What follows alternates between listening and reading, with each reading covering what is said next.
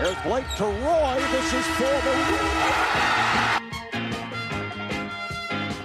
Drexler. Oh, no! It counts, and Drexler. The Portland Trailblazers select Damian Lillard. It's Lillard. He got the shot off. Lillard, good! And the Blazers win the series for the first time in 14 years.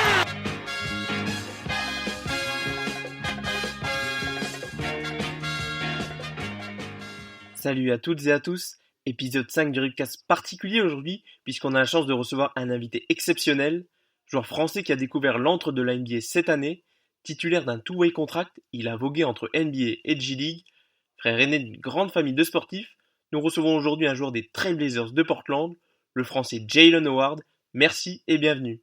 Salut. Alors au programme de ce podcast, on va évidemment laisser la parole en priorité à Jaylen. On va revenir avec lui sur sa première saison NBA avec les Blazers, savoir comment il a vécu le fait de pouvoir travailler aux côtés de stars comme Damian Lillard ou encore Carmelo Anthony. On essaiera également de se projeter en évoquant son jeu ainsi que son avenir dans la ligue. Mais je ne vais pas faire durer cette introduction plus longtemps. On est tout de suite parti pour notre entretien avec Jaylen Howard, épisode 5 du Ripcast.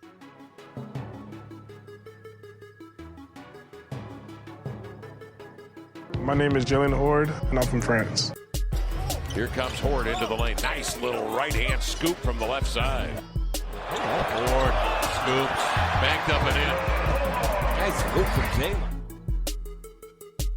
Alors on peut déjà te souhaiter un joyeux anniversaire, puisque je vais le rappeler peut-être à nos auditeurs, tu as fêté tes 21 ans le 30 mars dernier, donc quand on enregistre c'était ce lundi. Et donc peut-être avant de rentrer dans le vif du sujet, on peut d'abord prendre de tes nouvelles, puisque la NBA est interrompue depuis le début du mois de mars. Pour le moment, aucun moyen de savoir si la saison reprendra, et si oui, sous quelle forme. On est un peu dans l'inconnu pour l'instant. Alors tout simplement, comment est-ce que tu vas et comment est-ce que tu t'occupes en cette période un peu particulière? Moi, personnellement, ça va bien. Actuellement, moi, je suis à Chicago, le temps que les choses se clarifient au niveau de la suite de la saison régulière pour la NBA.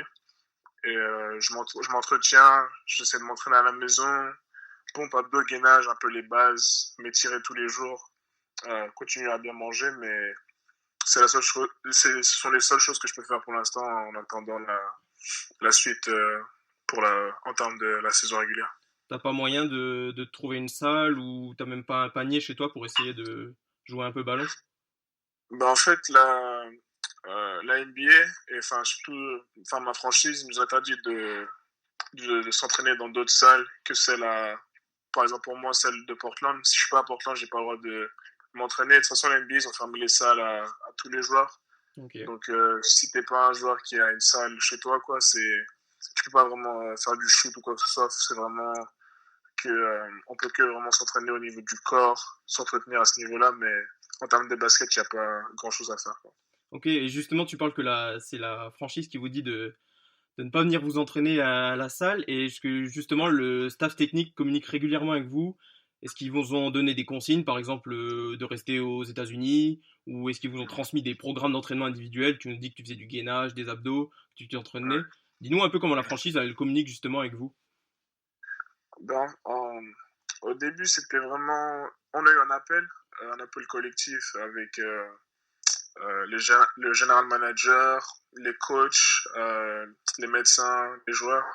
On a fait un petit peu le bilan par rapport à la situation et que pour l'instant, il n'y a pas trop de clarité. En fait, on est arrêté pendant minimum de 30 jours encore. Et pendant ce temps-là, on a comme obligation vraiment de communiquer avec genre le staff, les médecins, parce qu'ils prennent des nouvelles tous les jours pour savoir si on a des symptômes du Covid-19. Et après, on doit parler au staff de musculation, etc. Pour les programmes, des choses comme ça, et parler au coach si on veut regarder des vidéos, des choses comme ça. Ok, oui, donc vous vous rendez régulièrement des comptes avec l'équipe, donc vous avez une communication permanente, quoi. permanente, pas avec tout le monde, mais je sais qu'il y a un des médecins qui nous envoie un message tous les jours et il y a quelques coachs avec qui on communique régulièrement. Et je crois que c'était ce week-end, si je ne me trompe pas. Ce week-end, on a eu un autre appel pour encore faire le point parce que la NBA, ils avaient repoussé la date d'arrêt encore. Bon, on voit que ouais, la NBA aussi est un peu dans le flou par rapport à la situation et surtout que la situation empire aux États-Unis, donc ça complique peut-être encore plus, un peu plus les choses. Donc maintenant, on va avancer un peu dans notre entretien. Avant peut-être de revenir sur ta saison, on va peut-être revenir aux prémices de ton entrée en NBA, puisque il faut savoir que tu as effectué une année à la fac avant de te présenter à la draft. C'était à l'université de Wake Forest, où il y a quelques grands noms de la NBA qui sont déjà passés. On pense surtout à Tim Duncan. Après, plus proche de chez nous, les Blazers, il y a également Al-Farouq Aminu qui était passé par là-bas. Donc tu as passé une seule année là-bas, si je ne me trompe pas. C'était aux côtés d'un autre Français, Olivier Sarr. Et donc, tu as décidé de te présenter à la draft. Et en fait, ma question derrière cette petite présentation, je pense que Portland a été dans les premières équipes avec lesquelles tu as effectué un workout, c'est bien ça? Oui, Portland, je me suis entraîné avec Portland, c'était mon deuxième workout. Et donc, l'an dernier, les Blazers possédaient un seul choix, c'était le 25e. Au final, c'est la franchise a choisi de prendre Nasir Little, le joueur North Carolina. Mais est-ce qu'au final, à l'issue des workouts, est-ce que le staff, on sait qu'il y a par exemple souvent dans les processus de draft, il y a des genres de promesses qui sont données aux joueurs. Et est-ce que justement le staff de Portland t'avait fait une promesse que si jamais ils ne pouvaient pas te sélectionner le soir de la draft, est-ce qu'ils reviendraient vers toi, te proposer un contrat après la période de la draft? Moi, personnellement, pendant le processus de la draft, j'avais pas eu de communication à ce niveau-là, mais je sais qu'ils étaient intéressés et qu'après mon workout, ils étaient vraiment intéressés, ils avaient vu que j'avais bien un workout, ils m'avaient suivi au long de la saison, mais je sais que directement après la draft, c'est la première équipe qui m'a appelé et direct, ils m'ont signé. D'accord. Et tu avais eu des propositions d'autres équipes ou non?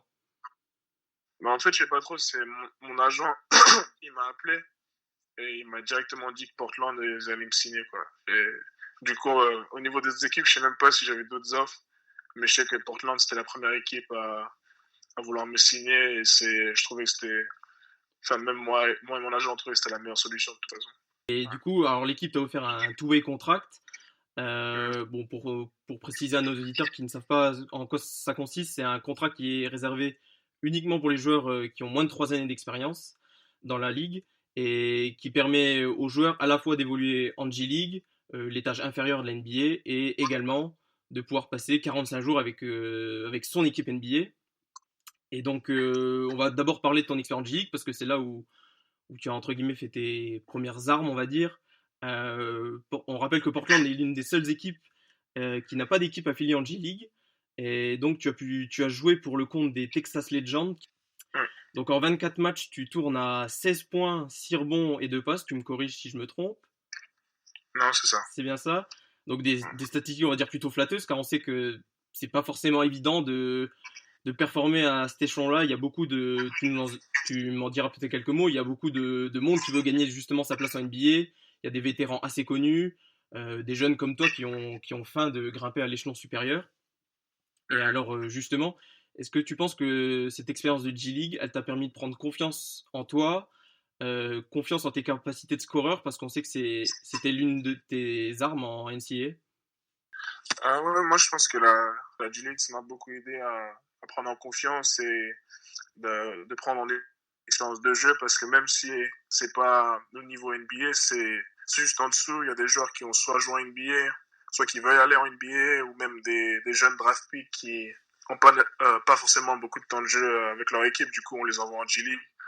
Du coup, en termes de compétition, c'est quand même très élevé. Et je trouve que d'avoir pu jouer dans cette ligue tout au long de la saison, je pense que ça m'a aidé en termes de confiance, voir le ballon rentrer, travailler sur les choses sur lesquelles j'étais plus faible et vraiment de continuer à jouer. Et je pense que ça m'a beaucoup aidé cette année. Et justement, pour nos auditeurs qui ne regardent pas forcément de G-League, je pense la plupart de nos auditeurs, quelle est pour toi la véritable différence entre la G-League et NBA? Est-ce que c'est au niveau de la densité physique? Est-ce que c'est au niveau de la vitesse du jeu? de la compréhension des systèmes? Je pense que au niveau des systèmes, c'est un peu plus faible. Il y a moins de systèmes et du coup, je pense que le jeu, il est même plus rapide qu'en NBA. Ça peut être dur à croire, mais en G-League, ça va plus vite qu'en NBA parce qu'en fait, on a moins de systèmes et du coup, il y a beaucoup plus de tirs rapides et du coup, il y a beaucoup plus de jeux de relance, de contre-attaque, choses comme ça. Je pense que au niveau je pense de la vitesse du jeu, c'est la plus grande différence et je pense que c'est ça. Ok, ouais, bah c'est sûr que c'est difficile d'installer des systèmes avec beaucoup, il y a beaucoup de joueurs bah, comme toi qui tournent, qui vont avec leurs équipes de NBA. Il y a souvent des roulements au cours de la saison, des remplacements. Donc ouais, Ouais. c'est sûr que c'est sûrement difficile pour les coachs d'installer vraiment des systèmes de jeu établis.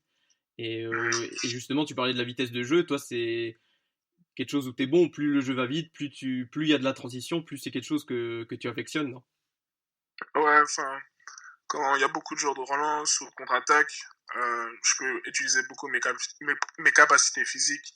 Du coup, je trouve que ça me met en valeur et c'est plus facile à jouer, quoi. Ok. Et donc au final, tu es peut-être rappelé plus vite que prévu par les Trailblazers. Parce qu'on a souvent rappelé que ce soit sur le podcast ou sur nos comptes Twitter respectifs, avec que ce soit Adrien ou moi-même, Oui. la rotation des Blazers, elle a été raccourcie par les blessures tout d'abord de Zach Collins dès les premiers matchs de la saison, puis ensuite il y a eu Rodney Hood également au bout de 20 matchs. Et donc fin novembre, tu es rappelé pour la première fois par l'équipe première. Est-ce qu'au fond, tu t'y attendais pas quand tu voyais les blessures qui s'accumulaient au sein du roster? Enfin, c'est moi, en fait, au fur et à mesure des blessures, je crois c'était qui? C'était Zach Collins en premier? Ouais, au troisième match c'était Euh, Zach et ensuite c'était Rodney. Ouais, donc au fur et à mesure des blessures, vu que je suivais les matchs, soit sur la télé, soit sur Twitter ou NBA Live, les stats, quoi. À chaque fois qu'il y avait des blessures, je me doutais qu'ils allaient sûrement me rappeler soit moi, soit Moses, soit les deux.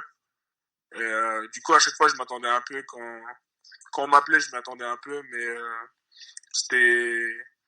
Ou en fait, à chaque fois qu'il y avait une blessure, je me suis dit, bon, c'est une opportunité pour nous pour remplir le trou, quoi. Et au final, du coup, ton rôle il était peut-être plus grand que tu l'espérais au début de la saison.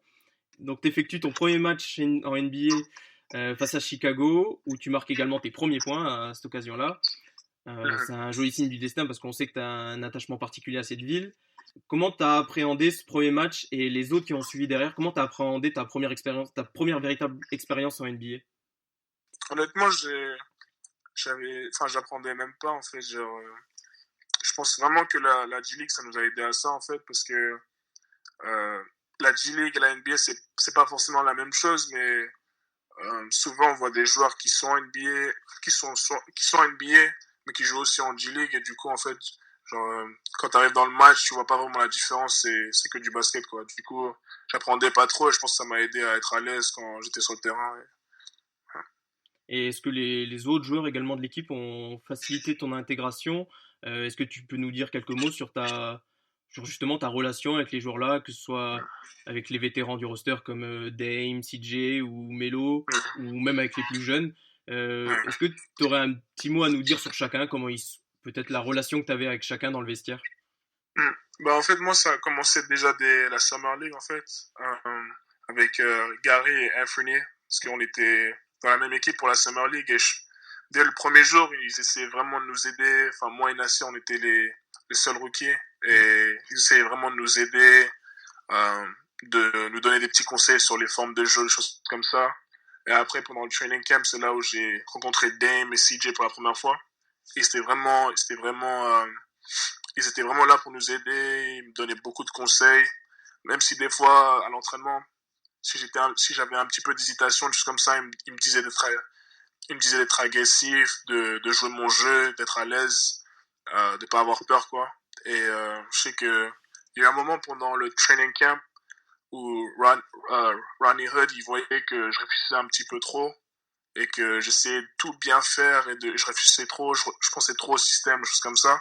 Et il m'a dit de vraiment juste jouer mon jeu, de prendre plaisir, des choses comme ça. Et je pense que globalement, tous les joueurs, tous les vétérans, ils sont vraiment ouverts et ils sont vraiment là pour toi quand tu as besoin de conseils, des choses comme ça. Ouais, surtout qu'à Portland, le système de jeu est assez libre, donc il n'y a pas forcément trop de contraintes au niveau des systèmes, comme ça peut être avec d'autres équipes en NBA. Donc justement, il te laissait cette liberté à toi aussi, même si tu étais un rookie et que c'était ta première année dans la ligue. Ouais, c'était bien. Et est-ce que tu as une anecdote, par exemple, hors terrain à nous raconter? Je sais que j'avais lu une interview de toi de nos collègues de B-Basket qui disait que Ouais. Melo t'avait offert un ballon de match, il me semble. Ah ouais. À Chicago, moi j'avais marqué mes premiers points de ma carrière. Et lui, il avait brisé son record de points, je sais plus combien c'était. Il avait atteint Il la avait barre dépassé une marque au scoring all-time. Ouais, c'était une barre 26 000, 27 000, quelque chose comme ça. Et du coup, le coach, il a donné la balle de match à Melo. Et Melo, il me l'a donné à moi, du coup, et je trouvais ça super. Surtout que c'est un joueur que c'était un de mes joueurs préférés quand j'étais petit. Le premier match NBA que j'ai regardé à la télé avec mon père, c'était les Nuggets contre les Lakers pendant les playoffs 2009 et tout. Et Carmelo, c'était un de mes joueurs préférés, etc. Et je le regardais depuis que j'étais petit, du coup, c'était un moment spécial, quoi. Ouais, c'était un joli geste de ta part. Et puis il y a d'autres joueurs aussi du roster qui avaient témoigné ça c'était une chance pour eux de jouer avec Melo qui était une de leurs idoles. Il y a par exemple Gary Trent qui disait qu'il était fan de Melo, même il me semble Mario Hezonja disait cela aussi. Donc c'était un beau geste de sa part, surtout qu'on peut-être taxe Melo à tort d'un peu d'égoïste. C'est peut-être un reflet de son jeu qu'on lui transmet dans la vraie vie, mais qui n'est pas forcément vrai, en tout cas de ce que tu nous racontes. Donc c'est chic de sa part.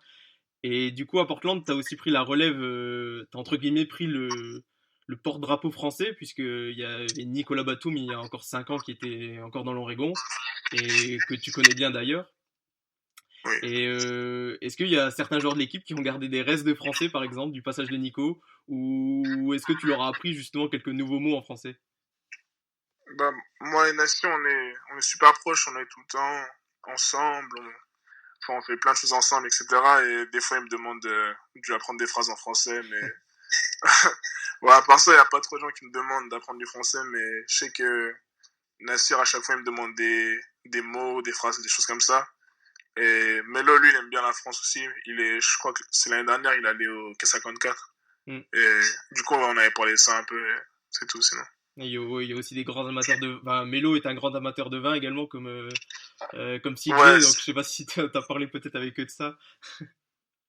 non, ouais. Enfin, ça, je le savais, mais on n'a pas parlé de ça. Mais ouais, je savais qu'ils aiment bien le vin et aller en France pour en prendre, des choses comme ça. Ouais. Et du coup, on va peut-être désormais changer un peu de registre et revenir un peu plus sur le jeu. Car au final, tu as eu un vrai apport sur certains matchs, notamment tu as fait une belle série au cours du mois de janvier. Je reprends un peu quelques stats sous les yeux. Tu avais marqué 8 points, 4 rebonds et 2 passes face à Minnesota le 10 janvier. Tu avais enchaîné avec 6 points, 5 rebonds le 12 janvier face à Milwaukee.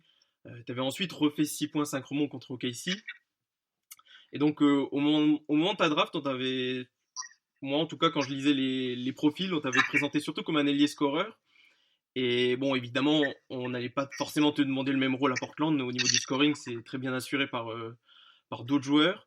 Et justement, on a découvert un peu une nouvelle facette de ton jeu, j'ai envie de dire, ton implication défensive.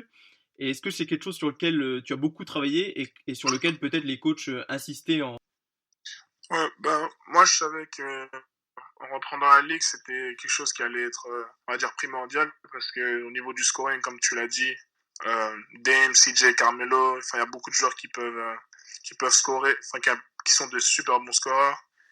Et du coup, moi, je sais que pour rester sur le terrain, il allait falloir que je défende bien, quoi. Et du coup, c'était quelque chose sur laquelle je voulais vraiment m'appliquer. Je regardais souvent des vidéos sur différents bons défenseurs de la ligue, voir comment ils faisaient pour apporter en défense. Et j'ai un de mes potes, Adam Mokoka, il est super fort en défense et je l'avais vu jouer cette année. Et je regardais un peu comment il défendait, etc. Et j'essayais d'apprendre de ça et l'apporter à mon jeu, quoi. Adam Mokoka qui joue à Chicago cette année, ça il me Ouais. semble. D'accord. Ouais. Et est-ce que justement, tu as beaucoup joué, Portland, tu as fait beaucoup jouer au poste 4. Et bon, on sait que tu peux évoluer sur les deux postes d'ailier, mais est-ce que tu penses que pour ta carrière, tu vas te prédestiner à être plus sur le poste 4? Non, pas forcément. Moi, je pense que je peux jouer 3 positions. Je peux jouer 2, 3, 4.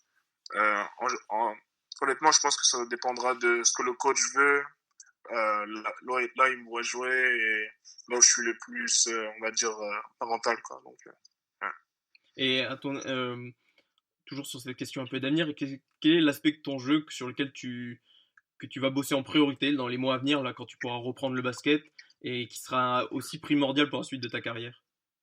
Moi, je pense que c'est vraiment le shoot à 3 points. Je pense que si c'est quelque chose que je peux vraiment perfectionner, je pense que je pourrais aller très loin dans la ligue et être un super joueur. Donc, je pense que c'est la chose sur laquelle je vais me focaliser le plus. Et est-ce que justement le temps en G-League, ça t'a permis également de travailler ce tir, justement, t'avais beaucoup de pick and shoot, et du coup, ça t'a permis peut-être de bosser cet aspect? Ouais, ça m'a permis vraiment de les prendre en confiance, même si je les loupe, continuer à shooter. Et il y a beaucoup plus on va le dire, de droit à l'erreur, entre guillemets, parce que j'avais un plus gros rôle avec cette équipe-là. Et les coachs, ils me demandaient vraiment d'avoir confiance, prendre les tirs, même si ça ne rentre pas, continuer à shooter, parce que pour devenir un bon shooter, il faut prendre l'habitude de les prendre. Si tu dis à chaque fois, ça va pas marcher. Du coup, je pense que ça m'a beaucoup aidé pour ça. Et justement, en début de l'émission, on parlait que l'équipe communique beaucoup avec toi. Et qui est désigné au sein du staff de Portland sur le développement personnel, notamment des jeunes joueurs? Est-ce qu'il y avait un coach en particulier qui te suivait? On sait que Jannero Pargo, je crois, est le coach à peu près désigné pour le développement personnel des joueurs. Est-ce que c'était lui qui s'occupait en priorité de toi, ou c'est plutôt l'ensemble du staff qui te conseillait? Moi, c'était l'ensemble du staff, mais moi, je sais que pendant l'année, pendant que j'étais en G-League, des fois, il y avait des assistants coach qui me textaient, mais plus régulièrement, c'était Sean Kelly, qui est le head des scouts, et qui regarde souvent les vidéos, ou suivait nos matchs, etc. Et moi, je changeais beaucoup avec lui. Et de temps en temps, j'échangeais avec les assistants coach. Et sinon, on échangeait ensemble quand je revenais à Portland. On se posait vraiment, on regardait des vidéos, choses comme ça. Puis, voilà. Et est-ce que tu avais aussi une vraie relation avec Terry Stotts? Parce qu'on sait que peut-être que des fois il est réticent à faire jouer les jeunes joueurs, mais est-ce que peut-être au-delà de ne pas les faire jouer, est-ce qu'il s'implique beaucoup avec vous en dehors du terrain, à vous parler, à regarder peut-être de la vidéo avec vous, à faire des retours sur tes matchs de G-League éventuellement? Oui, non, on parlait pas trop de la G-League, mais on parlait souvent de ce que je faisais à Portland.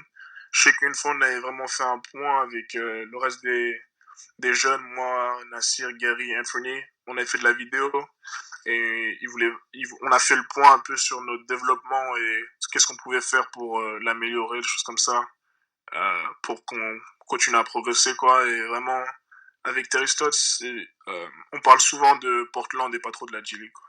D'accord. Et justement, en parlant de Portland, peut-être une question, on sort un peu du terrain, là on revient sur le hors-terrain. Comment tu as géré ce fait d'avoir des allers-retours incessants entre donc le Texas, qui est quand même assez loin de Portland, et justement l'Oregon?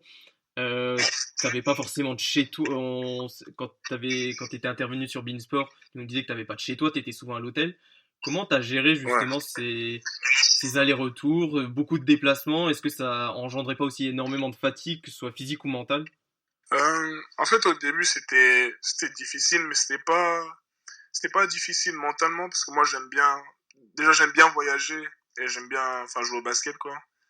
Et, mais le plus dur au début, c'était physiquement parce qu'en fait, il y a le décalage horaire et je m'étais pas rendu compte, en fait, qu'il y avait un décalage comme ça dès le début. Et après, en termes de logement, etc., à chaque fois que moi et Moses, on allait à Portland, on devait complètement, genre, enlever nos affaires de nos chambres. Et du coup, ça, c'est un petit peu relou, mais à part ça, c'était pas, enfin, contraignant, mais c'était dur mentalement au début, enfin, physiquement au début. Justement, tu nous dis que t'avais pas forcément, tu devais à chaque fois refaire tes affaires quand tu quittais Portland. Et est-ce que tu Ouais. as un peu pu profiter de la ville et de la région? On sait que c'est une région assez nature, où il y a moyen de beaucoup découvrir de jolis paysages. Est-ce que tu as pu en profiter justement malgré un emploi du temps assez chargé? Bah, à chaque fois que j'allais à Portland, à chaque fois que j'avais du temps libre, ouais, un jour off, enfin, je me suis fait un pote cette année qui s'appelle Nick Chance. Et en fait, lui, c'est un peu un, je sais pas comment on explique ça, je sais pas comment l'expliquer, mais en fait, il prend des photos, il voyage, il voit différents paysages, les choses comme ça. D'accord. Et du coup, on est devenus super proches. Et en fait, à chaque fois qu'il a un projet ou qu'il va à une destination dans l'Oregon, je vais avec lui, on voyage, enfin, on découvre les choses, on fait de la randonnée, choses comme ça. Et du coup, à chaque fois que je vais à Portland, j'ai l'opportunité de profiter. Et c'était super. Enfin, l'Oregon, c'est vraiment magnifique. Portland, pareil. Et franchement, j'ai bien pu profiter cette année. C'est bien. T'étais un peu en plus de ta carrière de joueur NBA, t'étais un peu son assistant photographe alors? Ah, non, j'étais juste de passage. Je regardais ce qu'il faisait, comment il le faisait. Je trouvais ça super intéressant. Et puis voilà, quoi. C'est intéressant que tu nous dises ça parce qu'il y a beaucoup, on a souvent un peu cette marotte de dire que à la Free Agency, les joueurs ne veulent pas venir à Portland parce que c'est petit marché, il pleut beaucoup là-bas, c'est pas forcément la ville où les joueurs NBA veulent aller. Donc c'est aussi un peu rafraîchissant que tu nous dis ça, que c'est une belle ville, que ça donne envie d'y aller. Ah ouais, c'est magnifique. Et ça donne peut-être aussi envie à nos auditeurs d'un jour se rendre à Portland pour aller, pourquoi pas au Moda Center. Bon, ah ouais, j'espère bien. On espère aussi. Et on approche un peu de la fin du podcast.